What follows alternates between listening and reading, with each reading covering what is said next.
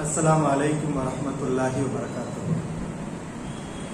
इन्नल हम्दुलिल्लाह नहमदुहु व नस्तईनुहु व नस्तगफिरुहु व नऊज़ु बिल्लाहि मिन शुरूरि अनफुसिना व मिन सय्यिआति अअमालिना। मन यहदिहिल्लाहु फला मुदिल्ल लहु व मन युद्लिल फला हादिय लहु व अशहदु अन ला इलाहा इल्लल्लाहु वहदहु ला शरीका लहु व अशहदु अन्न मुहम्मदन अब्दुहु व रसूलुहु। अम्मा बाद। या अय्युहन्नास इत्तक़ू रब्बकुमुल्लज़ी खलक़कुम मिन नफ्सिन वाहिदा व खलक़ मिन्हा ज़ौजहा व बस्स मिन्हुमा रिजालन कसीरन व निसाअ वत्तक़ुल्लाहल्लज़ी तसाअलूना बिही वल अर्हाम इन्नल्लाहा काना अलैकुम रक़ीबा। या अय्युहल्लज़ीना आमनु इत्तक़ुल्लाहा हक़्क़ तुक़ातिह वला तमूतुन्ना इल्ला व अंतुम मुस्लिमून। या अय्युहल्लज़ीना आमनु इत्तक़ुल्लाह व क़ूलू क़ौलन सदीदा युस्लिह लकुम अअमालकुम व यग़फिर लकुम ज़ुनूबकुम व मन युतिइल्लाह व रसूलहु फ़क़द फ़ाज़ फ़ौज़न अज़ीमा। பேரன்பிற்கும் பெருமதிப்பிற்கும் உரிய எல்லாம் வல்ல அல்லாஹ் ஜல்ல ஷானஹு தஆலாவின் நல்லடியார்களே, வல்ல ரஹ்மானின் வற்றா பெருங்கருணையும் கிருபையும் நம் உயிரிலும் மேலான இறை தூதர் முஹம்மது நபி ஸல்லல்லாஹு அலைஹி வஸல்லம் அவர்கள் மீதும் அவர்களுடைய குடும்பத்தார்கள், தோழர்கள் மற்றும் அல்லாஹ்வை நம்பிக்கை கொண்ட அனைத்து இறை நம்பிக்கையாளர்கள் மீதும், குறிப்பாக மக்ரிப் தொழுகையை தொடர்ந்து நல்லுபதேசத்தை கேட்பதற்காக இந்த பூமியிலேயே அல்லாஹ்விற்கு மிகவும் விருப்பமான இடம் பள்ளிவாசல், அந்த பள்ளிவாசலில் அமர்ந்து நல்லுபதேசத்தை கேட்டுக்கொண்டிருக்கும் நம் அனைவர்கள் மீதும் என்றென்றும் உண்டாவதாக. எல்லாம் வல்ல அல்லாஹ்வின் நல்லடியார்களே, இந்த சந்தர்ப்பத்தில் அல் குர்ஆனுடைய 104வது அத்தியாயம் சூரத்துல் ஹுமஸா, சிறிய அத்தியாயம், அதில் சொல்லப்பட்டுள்ள மிக முக்கியமான போதனையை பற்றி நாம் அறிந்து கொள்ள இருக்கின்றோம். அல்லாஹ் சுப்ஹானஹு வ தஆலா இந்த அத்தியாயத்தை ஆரம்பிக்கின்றான். வைலுல் லிகுல்லி ஹுமஸத்தின் லுமஸா, குறை சொல்லி திரியக்கூடியவர்களுக்கு கேடுதான், பிறரை குறை பேசி திரியக்கூடியவர்களுக்கு கேடு இருக்கின்றது. அந்த குறை நம்முடைய செயல்களால் பிறரை குறைபடுத்தினாலும் கேடுதான், நம்முடைய வார்த்தைகளால் பிறரை குறைபடுத்தினாலும் கேடுதான். பிறரை 2 விதங்களில் குறைபடுத்தலாம். அந்த 2 விதங்களையும் அல்லாஹ் சுப்ஹானஹு வ தஆலா இந்த ஆயத்திலே சொல்லி காட்டுகிறார். ஹுமஸா என்றால் செயல் ரீதியாக பிறரை குறைபடுத்தி பேசக்கூடியவர்கள், பிறரை குறைபடுத்தக்கூடியவர்கள், தங்களுடைய கஞ்சாடையால் அல்லது கை செய்கையின் மூலமாக பிறரை ஏளனமாக நடத்தக்கூடியவர்கள், அவர்களுக்கு கேடுதான். லுமஸா என்றால் தங்களுடைய வார்த்தைகளால் அவர்களுக்கு முன்பும் அவர்களுக்கு பின்பும், பிறருக்கு முன்னாலும் பிறருக்கு பின்னாலும் தன்னுடைய வார்த்தைகளால் பிறரை குறைபடுத்தி பேசக்கூடியவர்கள், இவர்களுக்கு கேடுதான். அல்லதி ஜமஅ மாலஹு வ அத்ததா, இப்படிப்பட்டவன் செல்வத்தை சேகரித்து அதை எண்ணிக்கொண்டிருக்கின்றான். இந்த ஆயத்துகள் அல்லாஹ் சுப்ஹானஹு வ தஆலா எப்போது இறக்குகிறான் என்றால், ஈமான் கொண்டவர்களை பற்றி இறைமறுப்பாளர்கள் குறைபடுத்தி பேசுகிறார்கள். ஈமான் கொண்டவர்களை குறை சொல்லக்கூடியவர்கள் செல்வத்தை அதிகமாக வைத்திருக்கிறார்கள். ஈமான் உள்ளவர்களிடத்திலே செல்வம் இருந்தால் அதை கொண்டவர்கள் நல்ல காரியத்தை செய்வார்கள். ஈமான் இல்லாதவரிடத்திலே செல்வம் இருந்தால் என்ன செய்யும்? அது அவர்களுக்கு ஆணவத்தை ஏற்படுத்தும், தலைக்கணத்தை ஏற்படுத்தும். அப்படிப்பட்டவர்கள் பிறரை ஏளனமாக பேசுவார்கள், பிறரை குறைபடுத்தி பேசிக்கொண்டே இருப்பார்கள். காரணம், என்னிடத்திலே பணம் இருக்கிறது, என்னிடத்திலே செல்வம் இருக்கிறது, நான் உயர்ந்தவர், பிறரை மட்டமாக நினைப்பது. இந்த செல்வம் பிறரை மட்டமாக நினைப்பதற்கு அவர்களை தூண்டிவிடும். அதனால் பிறரை பற்றி அவர்கள் குறை பேசுவார்கள். செல்வத்தை சேகரித்துக் கொண்டு அவன் எண்ணிக்கொண்டே இருக்கின்றான். இப்படிப்பட்டவன் யஹ்சபு அன்ன மாலஹு அஹ்லதா, அவனுடைய செல்வம் அவனை நிலையாக வாழ வைக்கும் என்று அவன் நினைக்கின்றான். அது உண்மையா? மனிதன் இந்த செல்வத்தின் மீது அதிக ஆசை கொள்கிறான். இந்த செல்வத்துக்கு பிறகு வாழ்க்கை என்ன? நம்முடைய வாழ்க்கை என்ன? செல்வத்துக்காக உழைக்கின்றோம், நம்முடைய நேரத்தை செலவழிக்கின்றோம். ஆனால் நாம் போய் சேரக்கூடிய முடிவு என்ன? இந்த செல்வம் கொஞ்ச நாளைக்கு பிறகு அவளை கபர் குழிக்குள்ள வச்சு நம்மளை அடக்கம் பண்ணிடுவாங்க. அதற்கு பிறகு நம்ம வேறொரு வாழ்க்கைக்கு போய் விடுகிறோம். ஆனால் காசு பணத்தை அதிகமாக சம்பாதிக்கக்கூடிய மனிதன் அதை மறந்து விடுகின்றான். நாம் அழிந்து விடுவோம், இந்த உலகம் அழிந்து விடும் என்ற உண்மைகள் எல்லாம் அவனுக்கு மறக்கடிக்கப்பட்டு இந்த செல்வத்தின் மீது இருக்கக்கூடிய மோகத்தினால் அவன் இந்த செல்வம் நிலையாக தன்னை வாழ வைக்கும் என்று நினைக்கின்றான். கல்லால யும்பதன்ன ஃபில் ஹுதமா, அவன் ஹுதமாவில் எரியப்படுவான், நிச்சயமாக எரியப்படுவான். அல்லாஹ் ரப்பல் ஆலமீன் அதை உறுதிப்படுத்தி சொல்கிறார். ஹுதமாவில் எரியப்படுவான் என்று மட்டும் சொல்லவில்லை, நிச்சயமாக அவன் ஹுதமாவில் எரியப்படுவான். அது உறுதியான விஷயம். நரகத்தை அல்லாஹ் ஹுதமா என்று குறிப்பிடுகிறார். ஹுதமா என்றால் என்ன? அழிக்கக்கூடியது. இந்த நரகத்துடைய தன்மை என்னவென்றால், அதில் போடுகின்ற நபர்களை எல்லாம் அது அழித்து சாப்பிட்டுக் கொண்டே இருக்கும், துவம்சம் செய்து கொண்டே இருக்கும். நரகத்தின் ஒரு பகுதி இன்னொரு பகுதி, இந்த நரகத்துக்கு அல்லாஹ் ஏற்படுத்தி இருக்கக்கூடிய அந்த அழிக்கக்கூடிய தன்மையின் காரணமாக நரகத்தின் ஒரு பகுதி இன்னொரு பகுதியை அழித்துக் கொண்டே இருக்கும். அதில் போடுகின்ற நபர்களை எல்லாம் அழித்துக் கொண்டே இருக்கும். எவ்வளவு மனிதர்களை அல்லாஹ் உலகத்திலே அதிகமானவர்களை நரகத்தில் தான் போடுவான். சொர்க்கத்துக்கு போகக்கூடியவர்கள் குறைவு. ஆனால் எவ்வளவு அதிகமாக நரகத்தில் போட்டாலும் அந்த நரகம் இன்னும் வேண்டும் என்று கேட்டுக்கொண்டே இருக்கும். காரணம், அந்த நரகத்துக்கு அல்லாஹ் ஏற்படுத்தி இருக்கக்கூடிய இயல்பு, அது ஹுதமா, அது அழிக்கக்கூடியது. வமா அத்ராக மல் ஹுதமா, நபியே ஹுதமா என்றால் என்னவென்று உங்களுக்கு தெரியுமா? அல்லாஹ் இந்த கேள்வியை கேட்கின்றார். இந்த கேள்வி எதற்கு என்றால், இந்த ஹுதமா என்பது சாதாரண ஒன்று அல்ல, நீங்கள் கடந்து செல்லக்கூடிய ஒரு விஷயம் அல்ல, படுபயங்கரமாக நீங்கள் அஞ்ச வேண்டிய மிக முக்கியமான பாரதூரமான ஒரு விஷயம். ஹுதமா என்றால் என்னவென்று உங்களுக்கு தெரியுமா? நாருல்லாஹில் மூகதா, மூட்டப்பட்ட அல்லாஹ்வுடைய நெருப்பு. நரகம் என்பது மனிதனுடைய நெருப்பு இல்ல, அது அல்லாஹ்வுடைய நெருப்பு. அல்லாஹ் தன்னுடன் அதை சேர்த்து சொல்கிறார். காபத்துல்லாஹ்ங்கிற பைத்துல்லாஹ்ங்கிற அல்லாஹ்வுடைய வீடு.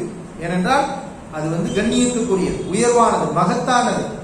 அது மாதிரி நரகத்தை அல்லாஹ் தன்னுடன் சேர்த்து சொல்கிறான். நாருல்லா, இது அல்லாஹ்வுடைய நெருப்பு என்றால் இதை மூட்டியவன் அல்லாஹ். மனிதன் மூட்டிய நெருப்பை அணைத்து விடலாம், அந்த வேதனையை கூட நம்மால் தாங்க முடியவில்லை. ஆனால் சர்வ வல்லமையும் படைத்த அல்லாஹ் சுப்ஹானஹு வ தஆலா அவன் மூட்டிய நெருப்பு என்றைக்கு மூட்டினான் என்று நமக்கு தெரியாது. எவ்வளவு காலம் அது எரிந்து கொண்டிருக்கிறது என்பது நமக்கு தெரியாது. அப்படிப்பட்ட மூட்டப்பட்ட அல்லாஹ்வுடைய நெருப்பு, அந்த நெருப்புடைய தன்மை என்ன தெரியுமா? அல்லதி தத்தலிஉ அலல் அஃஇதா, அது உள்ளங்களுக்குள் ஊடுருவும். இந்த உலகத்துடைய நெருப்பு என்னதான் எரிஞ்சாலும் உள்ளத்துக்குள்ள போகாது. அது தோலை எரிச்சு சாம்பலாக்கும், நம்முடைய சதை எலும்பு அதோடு நின்று கொள்ளும், உள்ளுறுப்புகள் எல்லாம் பெரிதாக பாதிக்கப்படாது. ஆனால் நரகத்துடைய நெருப்பு தோலை தாண்டி, சதையை தாண்டி, எலும்பை தாண்டி, நரம்புகளை தாண்டி உள்ளே இருக்கக்கூடிய அந்த இருதயத்தை அதனுடைய வேதனை சென்றடையும் என்று ரப்புல் ஆலமீன் எச்சரிக்கின்றான். அல்லதி தத்தலிஉ அலல் அஃஇதா, உள்ளங்களுக்குள் அது ஊடுருவும். இன்னஹா அலைஹிம் முஸதா, அந்த நரகம் இவர்களை மூடி இருக்கும். அல்லாஹ் எப்படி சொல்கிறான்? நரகம் அவர்களை மூடி இருக்கும். அல்லாஹ் திறந்து வைத்திருக்க மாட்டான்.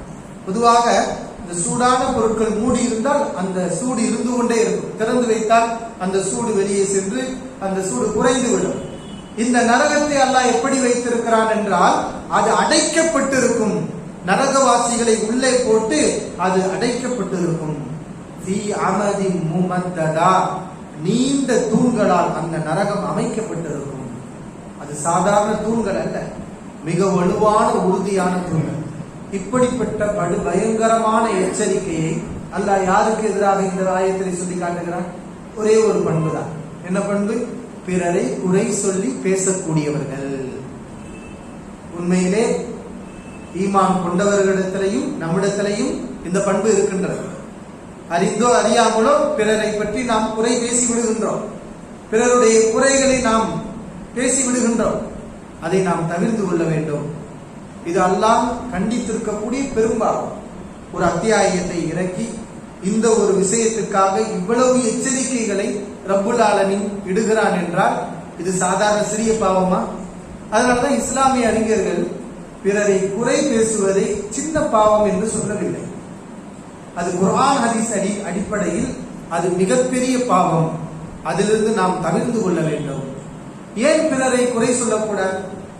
நாம் சிந்தித்து பார்த்த வரையில் ஒரு 4 காரணங்கள் நமக்கு தெரிகின்றன. பிறரை நாம் குறை சொல்வதற்கு நமக்கு உரிமை இல்லை.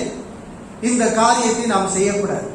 முதலாவது காரணம், அடுத்தவர்கள் செய்யக்கூடிய தவறு அவர்களுக்கும் அல்லாஹ்வுக்கும் உள்ள ஒரு விஷயம்.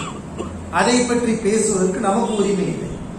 அவர்கள் தவறு செய்தால் அவர்களை தண்டிப்பதும், அவர்களை விசாரணை செய்வதும், அவர்களை மன்னிப்பதும் யார்? நம்மளா? அந்த அதிகாரம் நம்ம கையில இருக்குதா? நம்மளே விசாரணைக்குரியவர்கள். நம்மையே அல்லாஹ் சுப்ஹானஹு வ தஆலா விசாரிப்பான். அவன் நாடினால் மன்னிப்பான், நாடினால் தண்டிப்பான். அவர்களுடைய தவறை மன்னிப்பதும், மறைப்பதும், அதற்கு தண்டனை கொடுப்பதும் ரப்புல் ஆலமீனுடைய அதிகாரத்துக்குட்பட்ட விஷயம். நாம் அந்த தவறுகளை வெளியிலே எடுத்து பேசினோம் என்றால் அல்லாஹ்வுடைய இந்த அதிகாரத்தில் நாம் தேவையில்லாமல் மூக்கை நுழைக்கின்றோம். எனவே மார்க்கம் இது உங்களுக்கு தேவையில்லாத விஷயம், பிறருடைய குறைகளை நீங்கள் பேசாதீர்கள் என்று சொல்கின்றது. இது முதலாவது காரணம், நாம் குறை பேசக்கூடாது என்பதற்கு. இரண்டாவது, அந்த குறைகள் நம்மிடத்திலையும் இருக்கின்றது. நாம் இலகுவாக அடுத்தவங்களுக்கு குறை சொல்லிடுறோம். அவங்க இப்படி செய்யறாங்க, அப்படி செய்யறாங்க, நம்ம ஈஸியா பேசிடுறோம். அவ்வாறு பேசுவது சுலபம். ஆனால் அந்த குறைகள் நம்மிடத்துல இல்லாம இருக்குதா? அல்லது வேறு குறைகள் இல்லாம நாம இருக்கிறோமா? இல்ல. நாம் எல்லோரும் பாவங்கள் செய்யக்கூடியவர்கள் தான், குற்றங்களில் ஈடுபடக்கூடியவர்கள் தான். பிறரை குறை சொல்கிறோம் என்றால் நாம் அந்த குறையை செய்யாமல் இருக்கணும். ஆனா நாம் எப்படி இருக்கிறோம்? அந்த தவறுகளை செய்கின்றோம், தெரிந்தும் தெரியாமலும் குற்றங்களில் ஈடுபட்டுக் கொண்டிருக்கிறோம். பிறகு பிறரை எப்படி நாம் குறை சொல்ல முடியும்? இது இரண்டாவது காரணம். மூன்றாவது, பிறருடைய குறைகளை நாம் பேசுகிறோம். நம்முடைய குறைகளை யாராவது பேசினால் நம்முடைய மனநிலை எப்படி இருக்கும்? இந்த இடத்துல இருந்து நாம யோசிக்க வேண்டும். நாம் அறிந்தோ அறியாமலோ தவறு செய்கின்றோம். நம்முடைய குறைகள் நாம் செய்த குறைகள் தான், செய்யாத குறைகள் அல்ல. செய்யாத குறைகளை சொன்னால் அவதூறு, செய்யக்கூடிய குறைகளை சொன்னால் புறம் பேசுவது, கோல் சொல்வது என்று வரும். நாம் செய்யக்கூடிய குறைகளை யாரோ ஒருவர் பேசுகிறார், இன்னொரு மனிதரிடத்திலே நம்மை பற்றி பேசுகிறார். அது நம்முடைய காதுக்கு வருகிறது. நாம சந்தோஷப்படுவோமா, கவலைப்படுவோமா? நம்மளை பத்தி இப்படி பேசுறாங்க, நம்முடைய மானத்தை வாங்குறாங்க, நம்முடைய கண்ணியத்தை சீர்குலைக்கிறார்கள் என்று நாம் எவ்வளவு கோபப்படுவோம்? இதே உணர்வு தானே உன்னுடைய சக முஸ்லிமுக்கும் பிற மனிதருக்கும் இருக்கும். எனவே இந்த காரியத்தை நீங்கள் செய்யக்கூடாது. நான்காவது, பிறருடைய குறைகளை நாம் பேசும்போது நமக்கு மத்தியில் இருக்கக்கூடிய உறவுகள் சுமூகமாக இருக்காது. அல்லாஹ்வுடைய மார்க்கம் நமக்கு என்ன சொல்லுதுன்னா, எல்லோரிடத்திலையும் நல்ல விதமாக பழகிக் கொள்ளுங்கள், அன்பாக இருங்கள், பாசமாக இருங்கள், நேசித்துக் கொள்ளுங்கள். இது அதிகமாக அல்லாஹ்வுடைய மார்க்கம் வலியுறுத்துகிறது, ஆர்வம் ஊட்டுகிறது. அடுத்தவருடைய குறையை நம்ம பேசணும்னா இந்த உறவு நீடிக்குமா என்றால் நிச்சயமாக நீடிக்காது. என்னைக்கு நம்மை பற்றி அவர்கள் குறை பேசுகிறார்கள் என்று தெரிகிறதோ அன்றைக்கு அவர்களை பற்றி ஒரு தப்பான அபிப்பிராயம், வெறுப்புணர்வு உள்ளத்தில் வந்துவிடும். அந்த உணர்வு மறைவதற்கு நீண்ட காலங்கள் எடுக்கும். இந்த உறவு சரியாக அமையுமா என்றால் அமையாது. இது போன்ற காரணங்களுக்காகத்தான், நம்முடைய நன்மைகளுக்காகத்தான் வலா தல்மிசு அன்ஃபுசக்கும், உங்களை நீங்களே குறைபடுத்தி பேசாதீர்கள். ஒருவருடைய குறையை நீங்கள் காண்கிறீர்கள் என்றால் சம்பந்தப்பட்டவரிடத்தில் முகத்துக்கு நேராக சொல்லலாம். அது வீரம், அது மார்க்கம் வரவேற்கின்றது. சம்பந்தப்பட்டவரிடத்தில் நீங்கள் இப்படி செய்கிறீர்கள், அதை செய்யாதீர்கள் என்று அதையும் அழகான முறையில் அவர்களுக்கு நல்லுபதேசம் செய்து அந்த பாவத்திலிருந்து மீட்டெடுக்கக்கூடிய வகையில் அந்த குறைகளை சொல்லலாம். இல்லை என்றால் அவர்களுக்கு பாதிப்பை ஏற்படுத்தக்கூடிய வகையில் நாம் யாரை பற்றியும் எந்த குறைகளையும் பேசக்கூடாது. அல்லாஹ் சுப்ஹானஹு வ தஆலா இதை தடை செய்திருக்கின்றான், இதை வன்மையாக கண்டிக்கின்றான். எனவே இந்த ஒழுங்குமுறையை நாம் கடைபிடித்து நமக்கு மத்தியில் இருக்கக்கூடிய உறவை நாம் வலுப்படுத்திக் கொள்வோமாக. வாஹிரு தஅவானா அல்ஹம்துலில்லாஹி ரப்பில் ஆலமீன். அஸ்ஸலாமு அலைக்கும் வரஹ்மத்துல்லாஹி வபரகாத்துஹு.